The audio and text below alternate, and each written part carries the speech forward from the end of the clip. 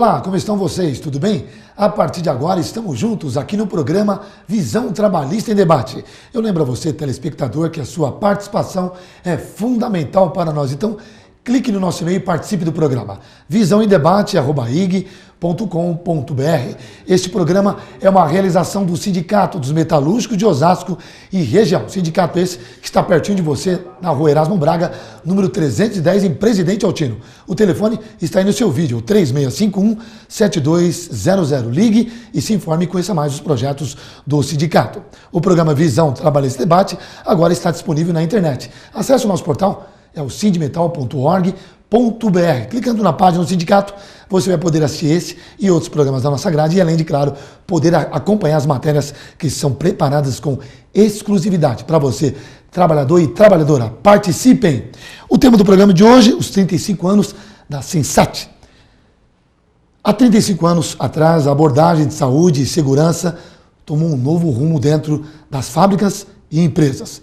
Isto graças a um grupo de sindicalistas, médicos e advogados que se uniram para criar a primeira Semana do Trabalhador. Para resgatar este período e refletirmos sobre as contribuições da semana para o conjunto dos trabalhadores, o Visão Trabalhista em Debate recebe hoje o médico Erval Pina Ribeiro e o jornalista e diretor da Alboré, Sérgio Gomes. Doutor Erval, seja bem-vindo aos estúdios da TV Osasco e obrigado desde já por ter aceito o nosso convite. Obrigado. Eu que agradeço. Companheiro e colega Sérgio Gomes, obrigado também por ter aceito o nosso convite. Muito obrigado a vocês, ao sindicato, ao Clemente, ao pessoal que está puxando pela memória desses 35 anos que tem a ver com o futuro, né? Sem dúvida. Eu começo com o Dr. Erval. A primeira Sensat aconteceu entre os dias 14 e 19 de maio de 1979, doutor. Em qual contexto político e sindical foi criada a Sensat? O contexto político daquela ocasião era a recuperação dos direitos gerais da própria população brasileira. Nós estávamos saindo quase da ditadura militar. Isso que representa um alento para as forças, sobretudo do trabalho, para recuperar a liberdade que ele não tinha durante 21 anos. Ou seja, estávamos na corrente da história. É por aí que começa. É evidente que esse processo de cuidar-se dos trabalhadores em relação com o seu trabalho é bem antigo, que nem sequer o golpe militar conseguiu esmagar. Ou seja, era a recuperação de um momento que ficou esmagado pela ditadura militar, mas que sempre existiu mesmo na ditadura militar. Então, na verdade, essa Sensat, ela é produto de um movimento subterrâneo que nunca conseguiu ser subjugado inteiramente dos próprios trabalhadores. Doutor, por que as poeiras de sílica foram a questão principal da Semana de Saúde do Trabalhador?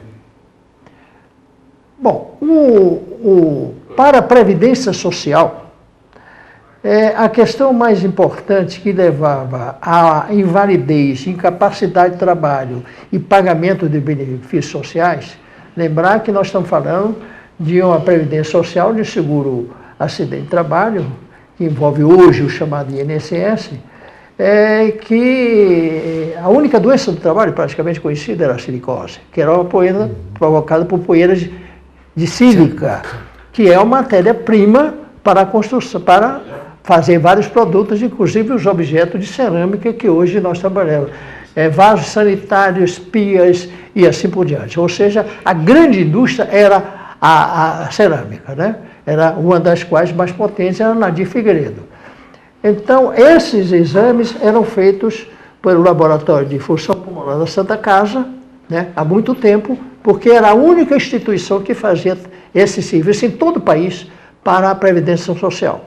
E foi aí que esse trato com sindicatos pequenos, né, que mesmo na ditadura, apesar de todas as dificuldades, estavam levando essa questão para o reconhecimento dessa, digamos assim, mazela, que é você recorrer a N provas para mostrar que está doença do trabalho. Aí é que está a questão da chamada resistência subterrânea da classe trabalhadora. Agora, vamos perguntar ao Sérgio. Sérgio, a Alboré foi responsável pelo Gibi dos Trabalhadores, que traduz, de certo modo, a importância da criação da primeira Semana da Saúde do Trabalhador. Primeiramente, eu queria que você explicasse aos nossos telespectadores, Sérgio, o que é a Alboré, né? Nem todo mundo conhece, principalmente os jovens, e a contribuição que ela dá aos sindicatos. Então, o Erval está dizendo em que circunstâncias, qual era o ambiente político. É preciso dizer que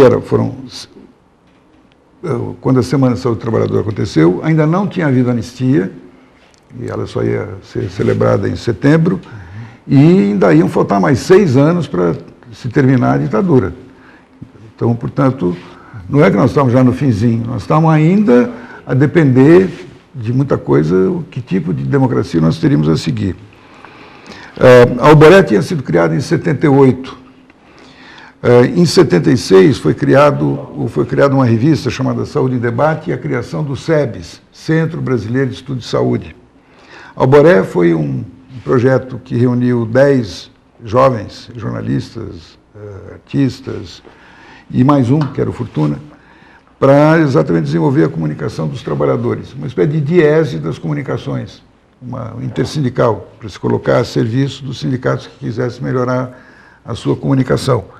Então, enquanto os outros aprofundavam, economistas, advogados, médicos, engenheiros, nós estávamos nos organizando para espalhar. Era preciso levar aos trabalhadores, de forma compreensível, toda essa complexidade, seja da luta política, seja da luta no local de trabalho, para melhorar as condições. Então, a Semana de Saúde do Trabalhador, quando você disse que foi uma junção de sindicalistas, médicos e advogados, eu acrescentaria aí também jornalistas e artistas. No caso, uma série de coincidências, porque a casa onde ficava o Alboré, Rua Caetés 84, ela acolheu, a partir de 78, o SEBS, o Centro Brasileiro de Estudo de Saúde, que tinha sido criado pelo Davi Capistrano. Então, durante vários anos, nós tivemos uma casa compartilhando médicos e jornalistas e artistas que estavam trabalhando pelos trabalhadores, na luta contra a ditadura.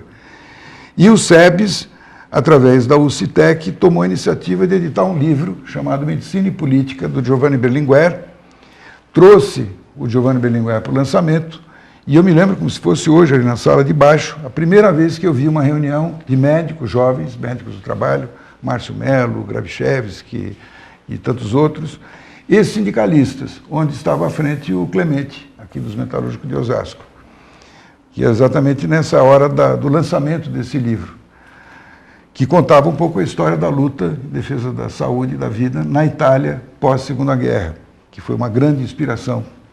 O que nós queríamos era um livro que desse conta de saúde e democracia, e não simplesmente medicina e política. Mas foi isto. E a partir daí, desse fato de ter a Alboré, que trabalhava com comunicação, e o SEBS, que formulou uma grande parte das estratégias para a 8ª Conferência de Saúde, que depois vai se desdobrar e aparecer na Constituinte, a partir de 86, foi possível essa junção e começar a se trabalhar de forma efetiva, sistemática, nessa questão da saúde do trabalhador.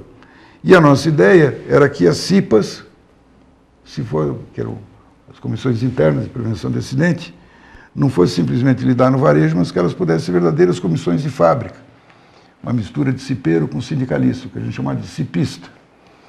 Mas essa luta só vai à frente se tiver conhecimento técnico e científico. Então, da importância da conexão com os pesquisadores, com a universidade, com quem trabalha profundamente para poder depois traduzir isso em miúdo. Este é o jornalista e diretor da Alboré, Sérgio Gomes, que está discutindo o tema, os 35 anos da Sensat, junto com ele o doutor médico Erval Pina Ribeiro. Nós vamos para um breve intervalo e já voltamos com mais perguntas. Fiquem conosco, não saiam daí.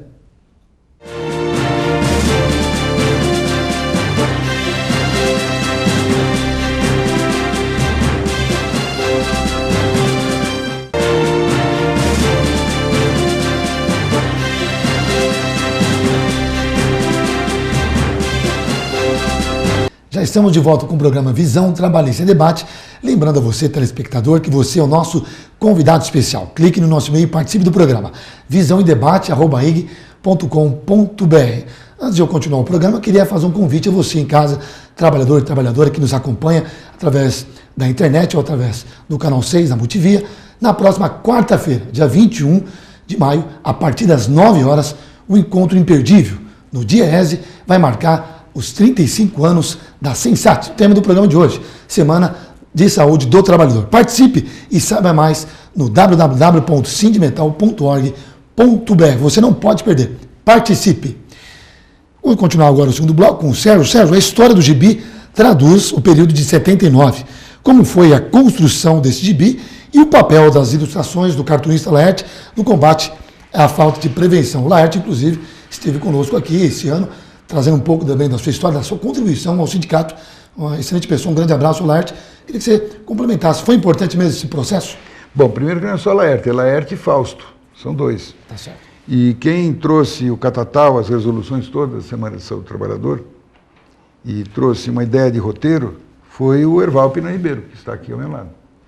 Então, o roteiro é do Erval, que fez a coordenação técnica da Semana de Saúde do Trabalhador, sobre a questão que ele entendia mais, absolutamente, porque era a pessoa que, desde a década de 60, vinha acompanhando exatamente as pessoas adoecidas pela questão da sílica, do pó, no trabalho na Santa Casa e depois no seu próprio consultório.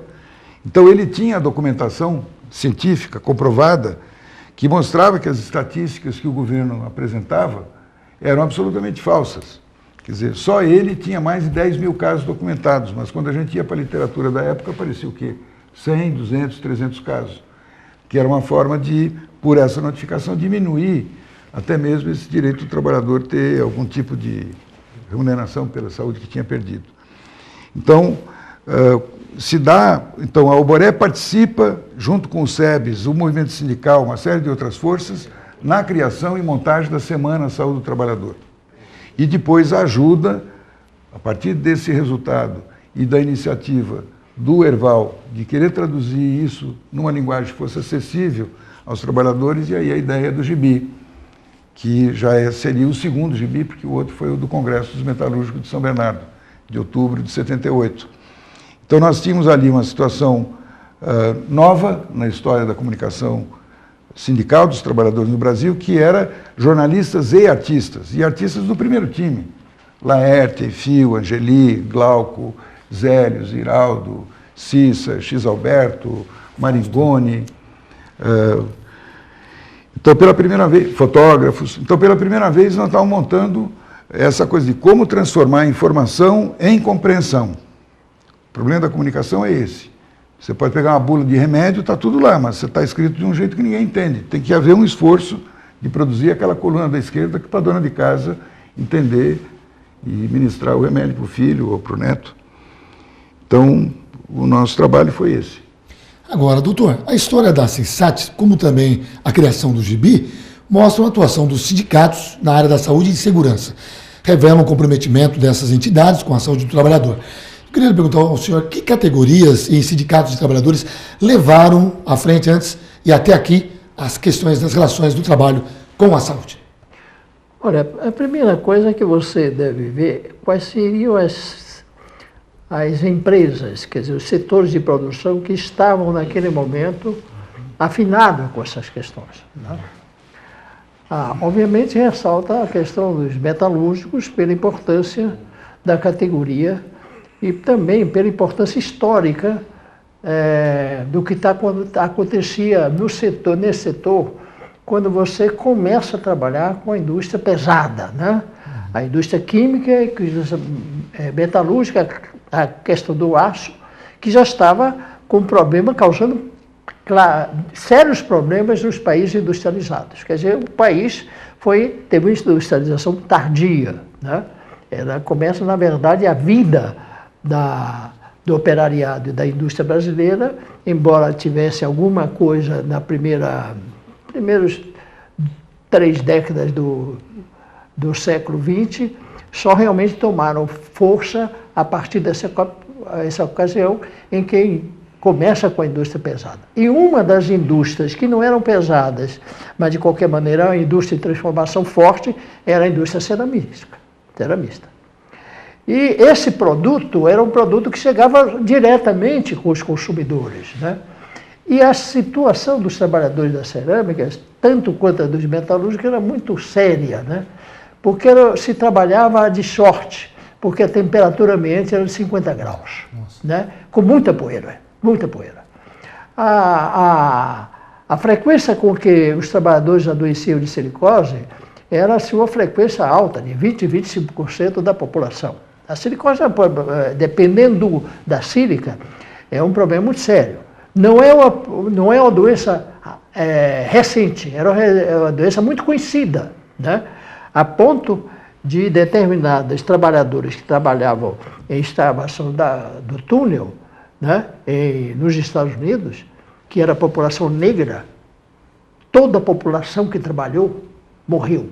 E morreu de silicose aguda, com 6 meses de duração. E como eram negros, eles foram enterrados rapidamente para não fazer nenhum exame e não pagar nada de seguro. Isso em 1956. E nós estamos falando em 1970 no Brasil. Então era uma questão muito grande e oculta. O que aconteceu nessa ocasião foi realmente uma ocultação criminosa, dolosa das doenças do trabalho, como ocorre até hoje. Como ocorre até hoje. Porque o sistema é este. Quer dizer, quanto você mais extrai trabalho, em situação miserável, mais você lucra porque você paga pouco. Então, havia toda uma contingência que favorecia justamente esses trabalhadores, porque como era a única doença que era reconhecida pela Previdência Social, o sindicato e a Federação dos Trabalhadores chegavam lá levando esses pacientes na Santa Casa. E nós examinávamos esses pacientes, examinamos durante 9 anos, né?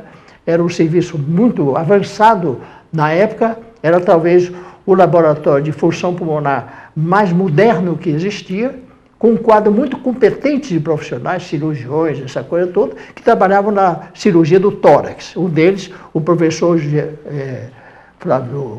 Febo Gicovati, que era um excelente pneumologista, né?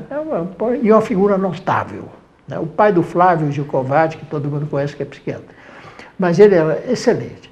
Então isso realmente permitiu que a gente acumulasse uma experiência muito grande e que o movimento sindical, pelo menos, apesar de esmagado, pudesse, pelo menos, atender aquela população. É daí que surge, quando abriu-se um pouco, como o Sérgio falou, um pouco de expectativa de mudança, porque realmente as tratativas de mudar e de ceder começaram lá pelos 79. Quer dizer, e não foi por acaso, né? Essa coisa aconteceu, a abertura, porque a ditadura militar estava esgotado e a própria apoio que ela tinha na burguesia faltou. Começou a faltar. Então entraram em acordo e vamos acabar com isso porque não dá dano aos militares. Que tal eleiçãozinha, mesmo que seja indireta? E aí veio a eleição indireta de 1985, com, infelizmente, o Tancredo Neves, que morreu. Seria melhor que não fosse, que fosse ele, né? Até porque era muito hábil e muito mais democrático do que o que o sucedeu. Tá certo. Os 35 anos da Semana de Saúde do Trabalhador é o tema do programa de hoje. Você pode participar através do nosso e-mail. Participe aí, visãoemdebate@ig.com.br. Nós vamos para um breve intervalo e já voltamos. Não mude de canal. Fique conosco. Não saiam daí.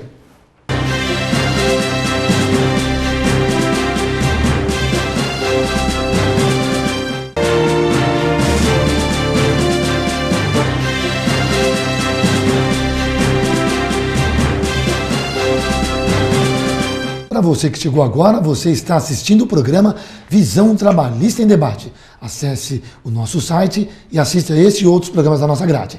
www.sindmetal.org.br. Queria agora perguntar ao Sérgio. Sérgio, a comunicação é essencial para disseminar a informação e conscientizar o trabalhador. A primeira Semana de Saúde do Trabalhador teve como lema: saúde não se troca por dinheiro.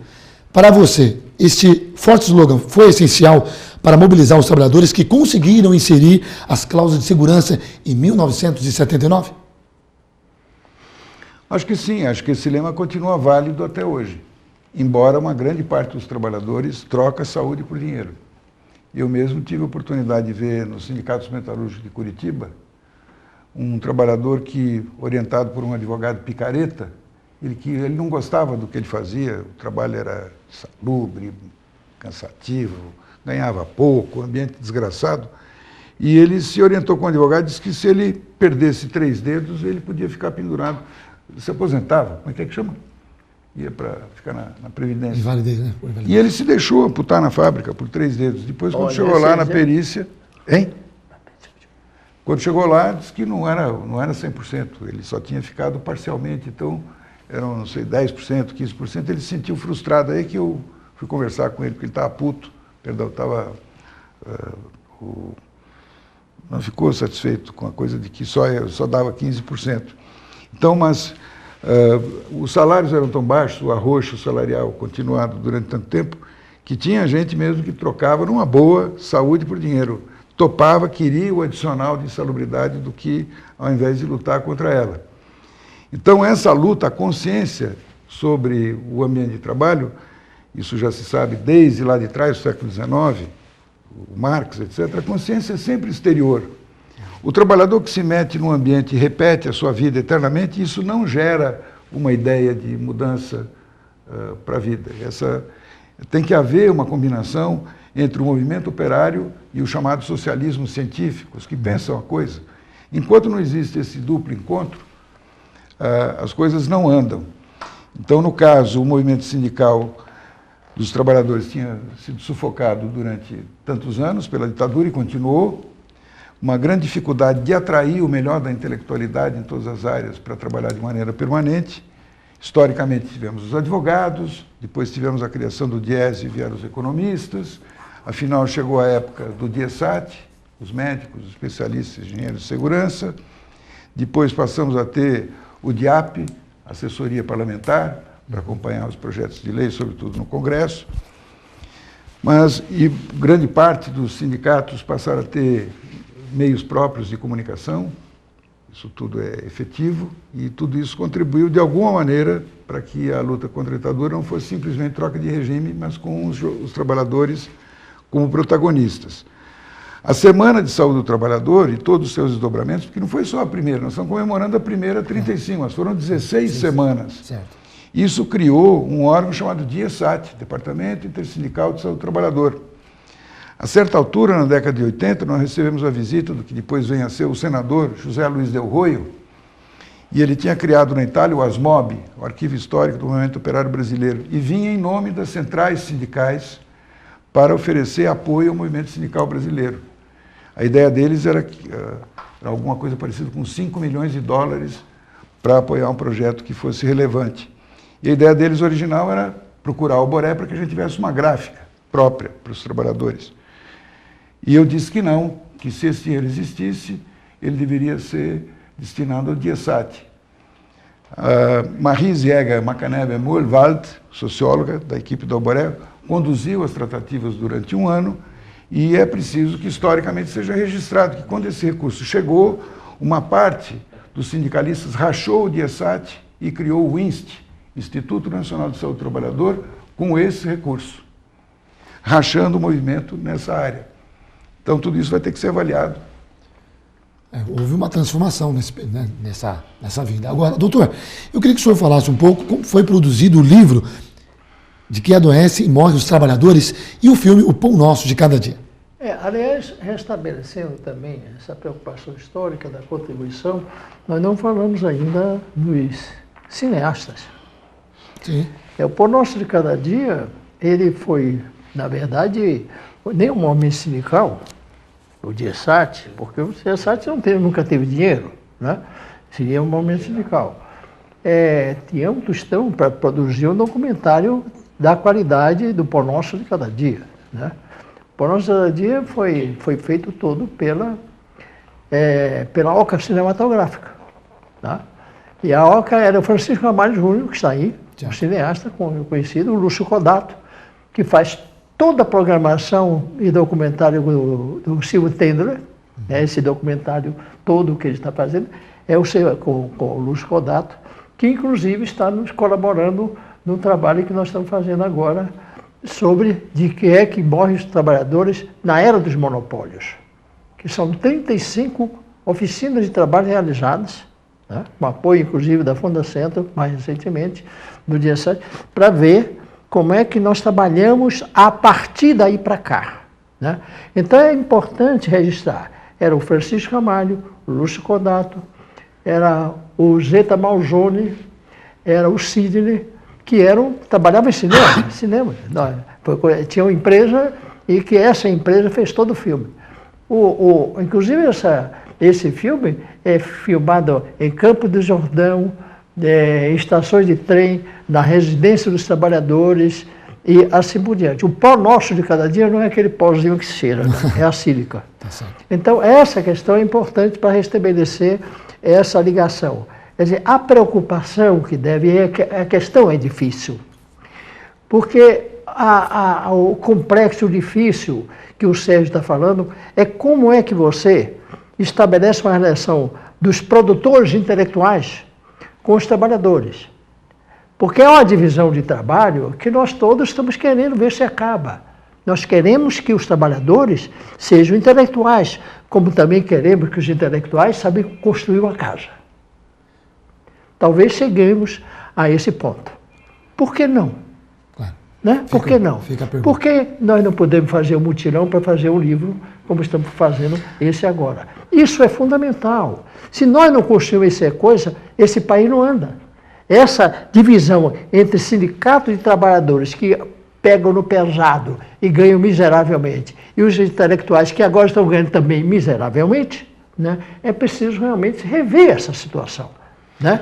Agora, é uma questão de justiça. Certo. Dr. Junqueira, que dirigia a Associação Brasileira de Prevenção da Incêndio, a BPA, foi quem ofereceu a gráfica para a impressão do gibi, porque o movimento sindical na época não conseguiu se cotizar em recursos para poder editar. Perfeito. E a forma que isso permitiu foi possível, foi que ele imprimiu e, em troca, nós da Alboré criamos as cartilhas, as apostilas dos cursos da associação, para que pudesse esse gibi existir. Então, então é que vamos passar em revista esses 35 anos e ver que os próximos 35 deveriam ser diferentes. Dados créditos. Aliás, só para Junqueira, esta mesma pessoa, Junqueira, né, foi que inspirou a criação da Fundacentro. Eu falo recuperando essa memória do Junqueira. Tá certo. Bom, infelizmente estamos chegando ao final do nosso programa. Eu quero agradecer a presença imensa, ilustre, de duas pessoas maravilhosas. Primeiro, o jornalista Sérgio Gomes, ele que é diretor da Alboré também. O jornalista, obrigado por ter aceito o nosso convite. Seja sempre bem-vindo aos estúdios da TV Osasco. Sérgio, obrigado. E também agradecer ao nosso outro convidado, o doutor médico Erval Pina Ribeiro. Obrigado também por ter aceito o nosso convite. Seja sempre bem-vindo também aos estúdios da TV Osasco, doutor. Agradecido. Eu quero agradecer a você em casa por ter ficado conosco, pelo teu carinho e também, claro, pela tua audiência. Agora você já sabe, nós temos encontro marcado aqui no programa Visão Trabalhista em Debate. Através do nosso e-mail, você participa do programa visãoemdebate@eg.com.br. E não se esqueça, um convite. Na próxima quarta-feira, dia 21, a partir das 9 da manhã, um encontro no DIEESE vai marcar os 35 anos da Sensat, Semana de Saúde do Trabalhador. Participe. www.sidmetal.org.br é o nosso site. Mais informações você pode tirar lá. Fiquem todos com Deus, uma ótima semana e até o próximo programa. Tchau!